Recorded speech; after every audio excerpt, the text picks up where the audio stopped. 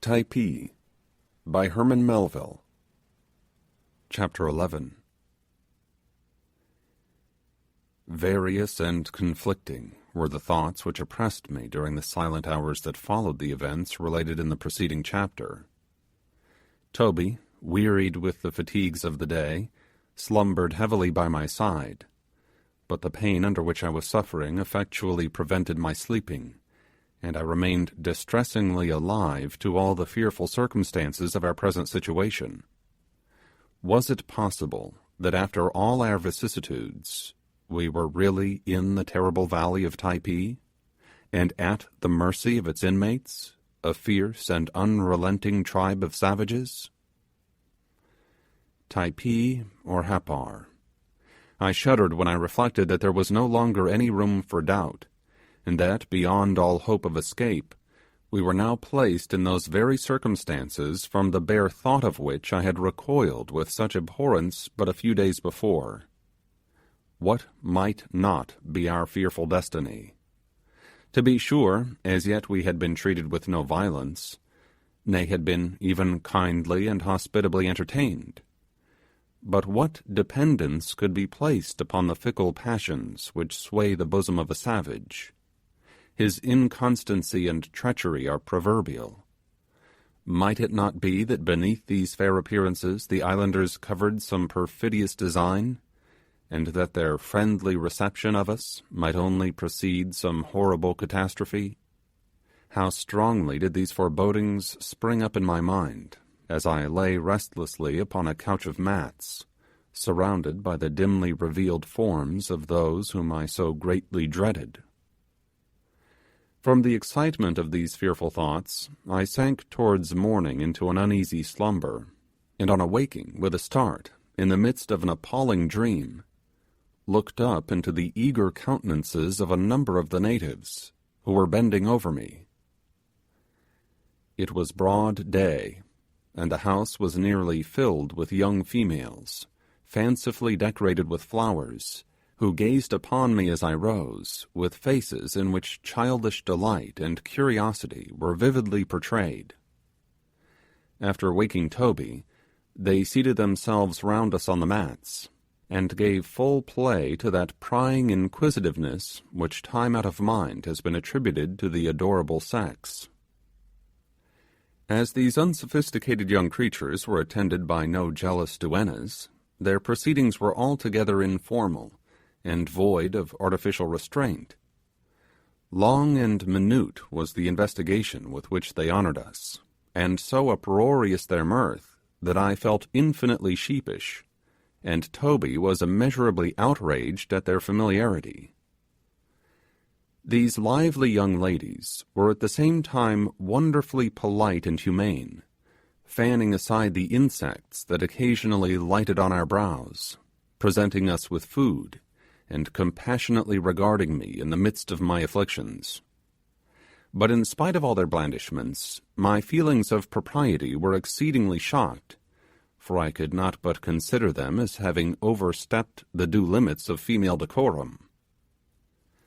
Having diverted themselves to their heart's content, our young visitants now withdrew, and gave place to successive troops of the other sex, who continued flocking towards the house until near noon, by which time I have no doubt that the greater part of the inhabitants of the valley had bathed themselves in the light of our benignant countenances.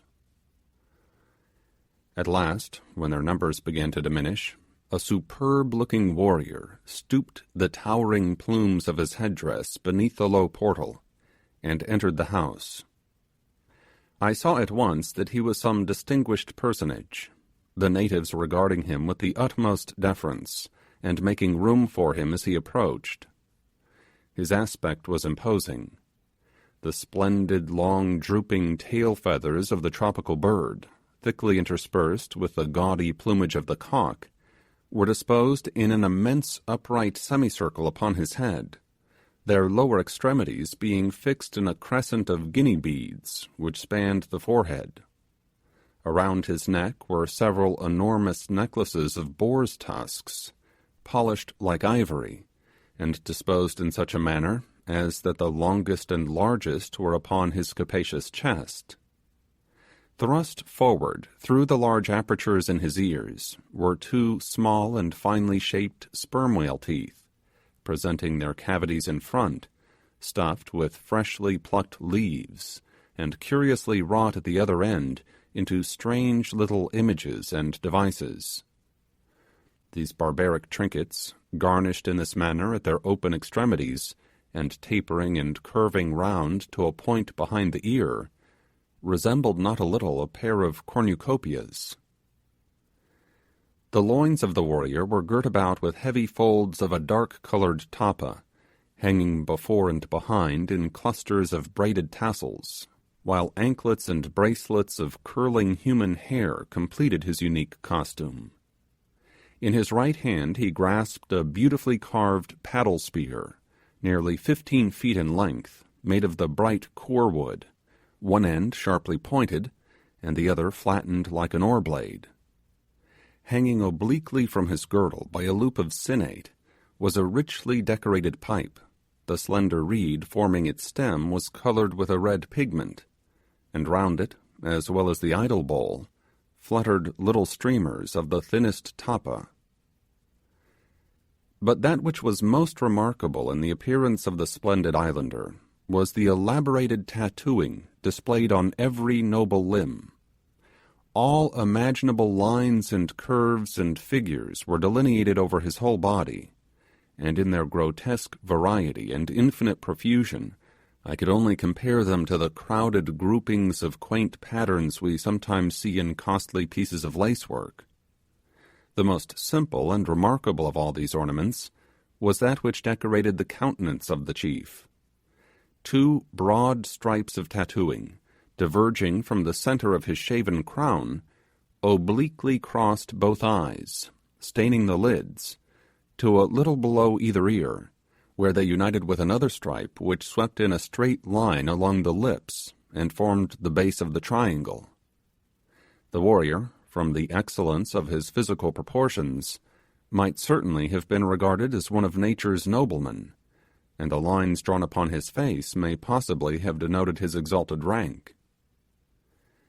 This warlike personage, upon entering the house, seated himself at some distance from the spot where Toby and myself reposed, while the rest of the savages looked alternately from us to him, as if in expectation of something they were disappointed in not perceiving.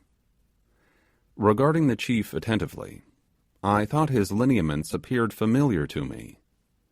As soon as his full face was turned upon me, and I again beheld its extraordinary embellishment, and met the strange gaze to which I had been subjected the preceding night, I immediately, in spite of the alteration in his appearance, recognized the noble Mehevi. On addressing him, he advanced at once in the most cordial manner, and, greeting me warmly, seemed to enjoy not a little the effect his barbaric costume had produced upon me. I forthwith determined to secure, if possible, the goodwill of this individual, as I easily perceived he was a man of great authority in his tribe, and one who might exert a powerful influence upon our subsequent fate. In the endeavour I was not repulsed, for nothing could surpass the friendliness he manifested towards both my companion and myself. He extended his sturdy limbs by our side, and endeavoured to make us comprehend the full extent of the kindly feelings by which he was actuated. The almost insuperable difficulty in communicating to one another our ideas affected the chief with no little mortification. He evinced a great desire to be enlightened with regard to the customs and peculiarities of the far-off country we had left behind us, and to which, under the name of Manika, he frequently alluded. But that which more than any other subject engaged his attention was the late proceedings of the Frani, as he called the French, in the neighbouring bay of Nukuhiva. This seemed a never-ending theme with him, and one concerning which he was never weary of interrogating us. All the information we succeeded in imparting to him on this subject was little more than that we had seen 6 men of war lying in the hostile bay at the time we had left it.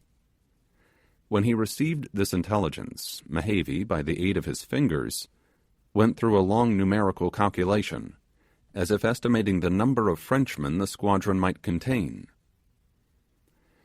It was just after employing his faculties in this way that he happened to notice the swelling in my limb. He immediately examined it with the utmost attention, and after doing so dispatched a boy who happened to be standing by with some message. After the lapse of a few moments, the stripling re-entered the house with an aged islander, who might have been taken for old Hippocrates himself. His head was as bald as the polished surface of a coconut shell, which article it precisely resembled in smoothness and colour, while a long silvery beard swept almost to his girdle of bark. Encircling his temples was a bandeau of the twisted leaves of the omu tree, pressed closely over the brows to shield his feeble vision from the glare of the sun. His tottering steps were supported by a long, slim staff, resembling the wand with which a theatrical magician appears on the stage, and in one hand he carried a freshly plaited fan of the green leaflets of the coconut tree. A flowing robe of tapa, knotted over the shoulder, hung loosely round his stooping form, and heightened the venerableness of his aspect. Mehevi, saluting this old gentleman, motioned him to a seat between us, and then uncovering my limb desired him to examine it. The leech gazed intently from me to Toby, and then proceeded to business. After diligently observing the ailing member, he commenced manipulating it, and on the supposition probably that the complaint had deprived the leg of all sensation, began to pinch and hammer it in such a manner that I absolutely roared with the pain. Thinking that I was as capable of making an application of thumps and pinches to the part as anyone else, I endeavoured to resist this species of medical treatment. But it was not so easy a matter to get out of the clutches of the old wizard. He fastened on the unfortunate limb as if it were something for which he had been long seeking, and muttering some kind of incantation continued his discipline, pounding it after a fashion that set me well nigh crazy, while Mehevi, upon the same principle which prompts an affectionate mother to hold a struggling child in a dentist's chair, restrained me in his powerful grasp, and actually encouraged the wretch in this infliction of torture. Almost frantic with rage and pain, I yelled like a bedlamite, while Toby, throwing himself into all the attitudes of a posture master, vainly endeavoured to expostulate with the natives by signs and gestures. To have looked at my companion, as sympathizing with my sufferings he strove to put an end to them, one would have thought that he was the deaf and dumb alphabet incarnated. Whether my tormentor yielded to Toby's entreaties or paused from sheer exhaustion I do not know, but all at once he ceased his operations, and at the same time the chief relinquishing his hold upon me, I fell back, faint and breathless, with the agony I had endured. My unfortunate limb was now left much in the same condition as a rump steak after undergoing the castigating process which precedes cooking. My physician, having recovered from the fatigues of his exertions, as if anxious to make amends for the pain to which he had subjected me, now took some herbs out of a little wallet that was suspended from his waist, and moistening them in water, applied them to the inflamed part, stooping over it at the same time, and either whispering a spell, or having a little confidential chat with some imaginary demon located in the calf of my leg. My limb was now swathed in leafy bandages, and grateful to Providence for the cessation of hostilities, I was suffered to rest. Mehevi shortly after rose to depart, but before he went, he spoke authoritatively to one of the natives whom he addressed as Kori Kori, and from the little I could understand of what took place, pointed him out to me as a man whose peculiar business thenceforth would be to attend upon my person. I am not certain that I comprehended as much as this at the time, but the subsequent conduct of my trusty body servant fully assured me that such must have been the case. I could not but be amused at the manner in which the chief addressed me upon this occasion, talking to me for at least 15 or 20 minutes as calmly as if I could understand every word that he said. I remarked this peculiarity very often afterwards in many other of the islanders. Mehevi having now departed, and the family physician having likewise made his exit, we were left about sunset with the 10 or 12 natives, who by this time I had ascertained composed the household of which Toby and I were members. As the dwelling to which we had been first introduced was the place of my permanent abode while I remained in the valley, and as I was necessarily placed upon the most intimate footing with its occupants, I may as well here enter into a little description of it and its inhabitants. This description will apply also to nearly all the other dwelling places in the vale, and will furnish some idea of the generality of the natives. Near one side of the valley, and about midway up the ascent of a rather abrupt rise of ground, waving with the richest verdure, a number of large stones were laid in successive courses, to the height of nearly 8 feet, and disposed in such a manner that their level surface corresponded in shape with the habitation which was perched upon it. A narrow space, however, was reserved in front of the dwelling, upon the summit of this pile of stones, called by the natives a Typee, which being enclosed by a little picket of canes, gave it somewhat the appearance of a veranda. The frame of the house was constructed of large bamboos planted uprightly, and secured together at intervals by transverse stalks of the light wood of the hibiscus, lashed with thongs of bark. The rear of the tenement, built up with successive ranges of coconut boughs bound one upon another, with their leaflets cunningly woven together, inclined a little from the vertical, and extended from the extreme edge of the Typee to about 20 feet from its surface, whence the shelving roof, thatched with the long tapering leaves of the palmetto, sloped steeply off to within about 5 feet of the floor, leaving the eaves drooping with tassel-like appendages over the front of the habitation. This was constructed of light and elegant canes, in a kind of open screenwork, tastefully adorned with bindings of variegated sinnate, which served to hold together its various parts.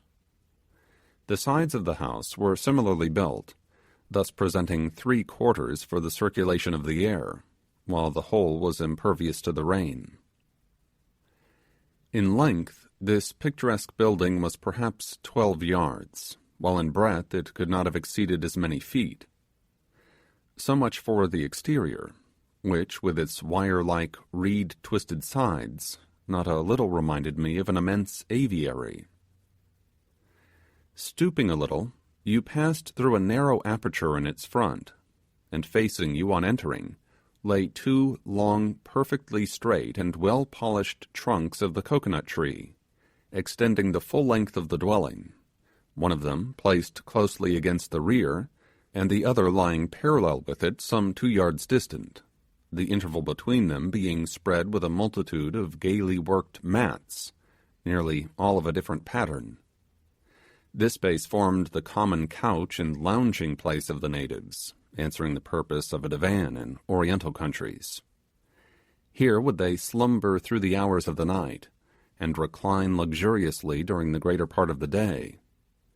The remainder of the floor presented only the cool, shining surfaces of the large stones of which the Typee was composed. From the ridge-pole of the house hung suspended a number of large packages enveloped in coarse tapa, some of which contained festival dresses, and various other matters of the wardrobe held in high estimation. These were easily accessible by means of a line, which, passing over the ridge-pole, had one end attached to a bundle, while with the other, which led to the side of the dwelling and was there secured, the package could be lowered or elevated at pleasure. Against the farther wall of the house were arranged in tasteful figures a variety of spears and javelins, and other implements of savage warfare. Outside of the habitation, and built upon the piazza-like area in its front, was a little shed used as a sort of larder or pantry, and in which were stored various articles of domestic use and convenience. A few yards from the Typee was a large shed built of coconut boughs, where the process of preparing the poe poe was carried on, and all culinary operations attended to. Thus much for the house and its appurtenances, and it will be readily acknowledged that a more commodious and appropriate dwelling for the climate and the people could not possibly be devised. It was cool, free to admit the air, scrupulously clean, and elevated above the dampness and impurities of the ground. But now to sketch the inmates, and here I claim for my tried servitor and faithful valet, Kory Kory, the precedence of a first description. As his character will be gradually unfolded in the course of my narrative, I shall for the present content myself with delineating his personal appearance. Kory Kory, though the most devoted and best-natured serving man in the world, was, alas, a hideous object to look upon. He was some 25 years of age, and about 6 feet in height, robust and well-made, and of the most extraordinary aspect. His head was carefully shaven, with the exception of 2 circular spots about the size of $1, near the top of the cranium, where the hair, permitted to grow of an amazing length, was twisted up in 2 prominent knots, that gave him the appearance of being decorated with a pair of horns. His beard, plucked out by the roots from every other part of his face, was suffered to droop in hairy pendants, 2 of which garnished his upper lip, and an equal number hung from the extremity of his chin. Kory Kory, with a view of improving the handiwork of nature, and perhaps prompted by a desire to add to the engaging expression of his countenance, had seen fit to embellish his face with 3 broad longitudinal stripes of tattooing, which, like those country roads that go straight forward in defiance of all obstacles, crossed his nasal organ, descended into the hollow of his eyes, and even skirted the borders of his mouth. Each completely spanned his physiognomy, one extending in a line with his eyes, another crossing the face in the vicinity of the nose, and the third sweeping along his lips from ear to ear.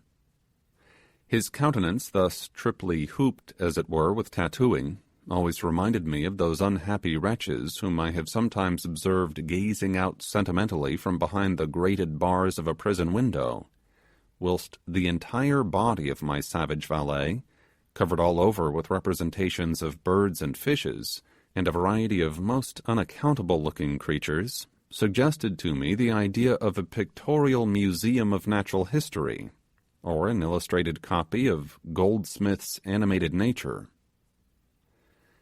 But it seems really heartless in me to write thus of the poor islander, when I owe perhaps to his unremitting attentions the very existence I now enjoy.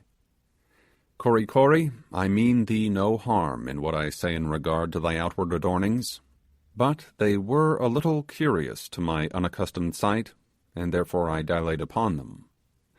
But to underrate or forget thy faithful services is something I could never be guilty of, even in the giddiest moment of my life. The father of my attached follower was a native of gigantic frame, and had once possessed prodigious physical powers, but the lofty form was now yielding to the inroads of time, though the hand of disease seemed never to have been laid upon the aged warrior. Marheyo, for such was his name, appeared to have retired from all active participation in the affairs of the valley, seldom or never accompanying the natives in their various expeditions, and employing the greater part of his time in throwing up a little shed just outside the house, upon which he was engaged to my certain knowledge for 4 months, without appearing to make any sensible advance. I suppose the old gentleman was in his dotage, for he manifested in various ways the characteristics which mark this particular stage of life. I remember in particular his having a choice pair of ear ornaments, fabricated from the teeth of some sea monster. These he would alternately wear and take off at least 50 times in the course of the day, going and coming from his little hut on each occasion, with all the tranquility imaginable. Sometimes, slipping them through the slits in his ears, he would seize his spear, which in length and slightness resembled a fishing pole, and go stalking beneath the shadows of the neighbouring groves, as if about to give a hostile meeting to some cannibal knight. But he would soon return again, and hiding his weapon under the projecting eaves of the house, and rolling his clumsy trinkets carefully in a piece of tapa, would resume his more pacific operations as quietly as if he had never interrupted them.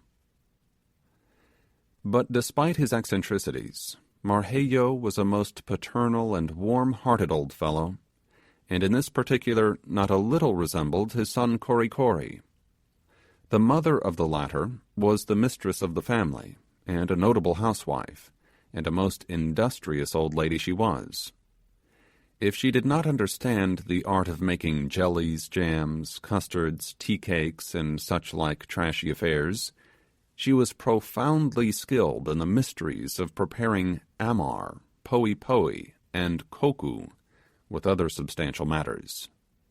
She was a genuine busybody, bustling about the house like a country landlady at an unexpected arrival, forever giving the young girls tasks to perform, which the little hussies as often neglected, poking into every corner and rummaging over bundles of old tapa, or making a prodigious clatter among the calabashes.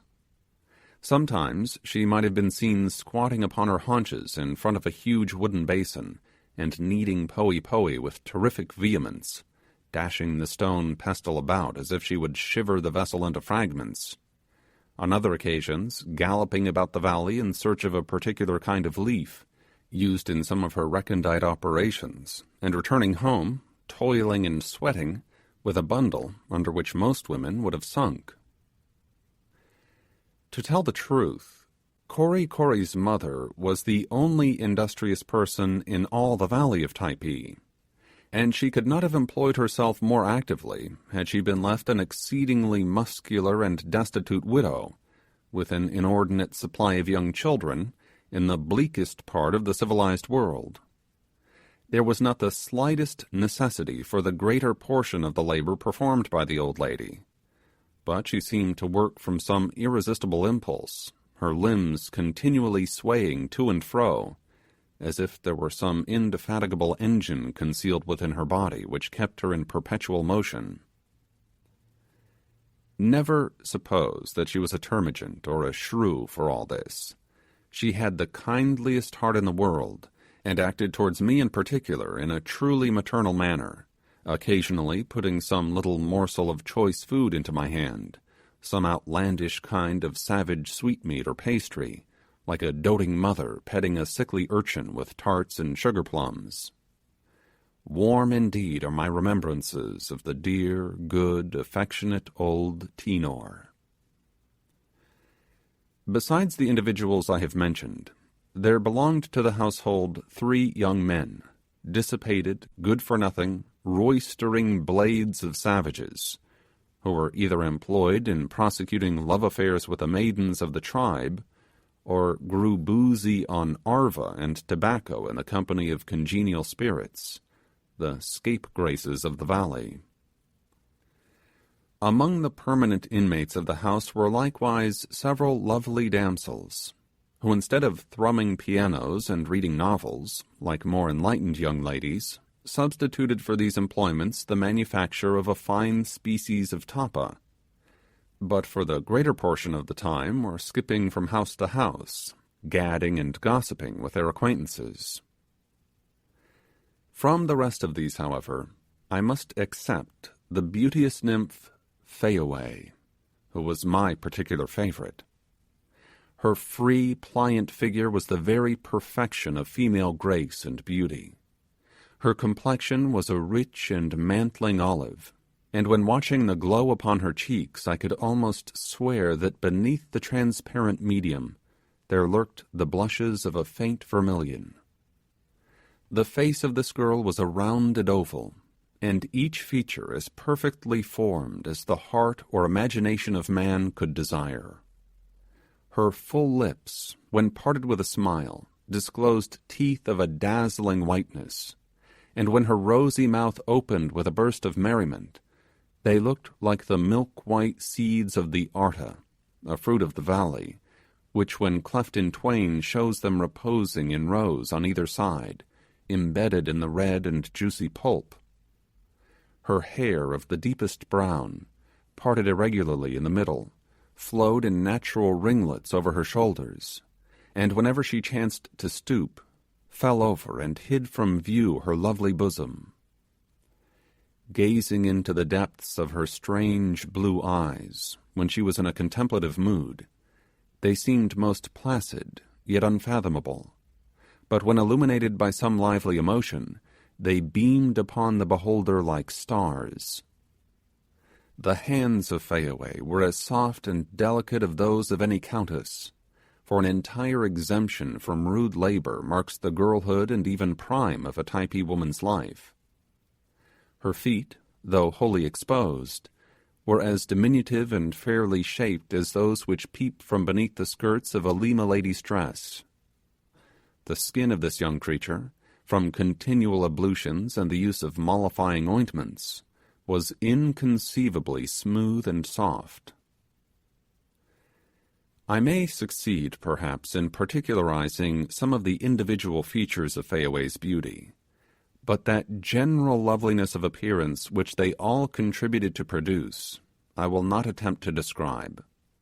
The easy, unstudied graces of a child of nature like this, breathing from infancy an atmosphere of perpetual summer, and nurtured by the simple fruits of the earth, enjoying a perfect freedom from care and anxiety, and removed effectually from all injurious tendencies, strike the eye in a manner which cannot be portrayed. This picture is no fancy sketch. It is drawn from the most vivid recollections of the person delineated. Were I asked if the beauteous form of Fayaway was altogether free from the hideous blemish of tattooing, I should be constrained to answer that it was not. But the practitioners of this barbarous art, so remorseless in their inflictions upon the brawny limbs of the warriors of the tribe, seem to be conscious that it needs not the resources of their profession to augment the charms of the maidens of the vale. The females are very little embellished in this way, and Fayaway, with all the other young girls of her age, were even less so than those of their sex more advanced in years. The reason of this peculiarity will be alluded to hereafter. All the tattooing that the nymph in question exhibited upon her person may be easily described. 3 minute dots, no bigger than pinheads, decorated either lip, and at a little distance were not at all discernible. Just upon the fall of the shoulder were drawn 2 parallel lines, half an inch apart, and perhaps 3 inches in length, the interval being filled with delicately executed figures. These narrow bands of tattooing, thus placed, always reminded me of those stripes of gold lace worn by officers in undress, and which are in lieu of epaulets to denote their rank. Thus much was Fayaway tattooed, the audacious hand which had gone so far in its desecrating work stopping short, apparently wanting the heart to proceed. But I have omitted to describe the dress worn by this nymph of the valley. Fayaway, I must avow the fact, for the most part clung to the primitive and summer garb of Eden. But how becoming the costume! It showed her fine figure to the best possible advantage, and nothing could have been better adapted to her peculiar style of beauty. On ordinary occasions, she was habited precisely as I have described the 2 youthful savages whom we had met on first entering the valley. At other times, when rambling among the groves, or visiting at the houses of her acquaintances, she wore a tunic of white tapa, reaching from her waist to a little below the knees, and when exposed for any length of time to the sun, she invariably protected herself from its rays by a floating mantle of the same material, loosely gathered about the person. Her gala dress will be described hereafter. As the beauties of our own land delight in bedecking themselves with fanciful articles of jewelry, suspending them from their ears, hanging them about their necks, and clasping them around their wrists, so Fayaway and her companions were in the habit of ornamenting themselves with similar appendages. Flora was their jeweler. Sometimes they wore necklaces of small carnation flowers, strung like rubies upon a fibre of tapa, or displayed in their ears a single white bud, the stem thrust backward through the aperture, and showing in front the delicate petals folded together in a beautiful sphere, and looking like a drop of the purest pearl. Chaplets, too, resembling in their arrangement the strawberry coronal worn by an English peeress, and composed of intertwined leaves and blossoms, often crowned their temples, and bracelets and anklets of the same tasteful pattern were frequently to be seen. Indeed, the maidens of the island were passionately fond of flowers, and never wearied of decorating their persons with them, a lovely trait in their character, and one that ere long will be more fully alluded to. Though in my eyes at least, Fayaway was indisputably the loveliest female I saw in Typee, yet the description I have given of her will in some measure apply to nearly all the youthful portion of her sex in the valley. Judge ye then, reader, what beautiful creatures they must have been.